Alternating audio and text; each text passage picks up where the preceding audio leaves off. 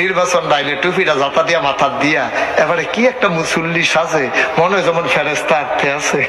শয়তানের হেডকোয়ার্টার, ঠিক কিনা কও? নামাজ রোজা 12 মাস খবর নাই, তুই নমিনেশন পেপার সাবমিট করে একটা টুপি কিনা লাইছ লাঙ্গুল করতে।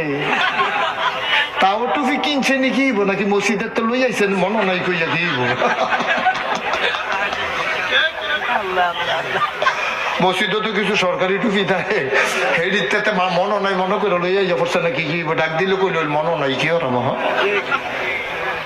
কিনছে নাকি। ফার্স্টে হইলো টুপি কিনুন যায়, তুমি নির্বাচন আইলে টুপি মাথার দাও, তুমি প্রতারক, তুমি ধোঁকাবাজ, ঠিক কিনা কও? 12 মাস নামাজের খবর নাই, নির্বাচন আইলে শাহজালালের মাজার দিয়া শুরু করে, ঠিক কিনা কও? অকেরে দোয়া টোয়া করে আরে বাবুরে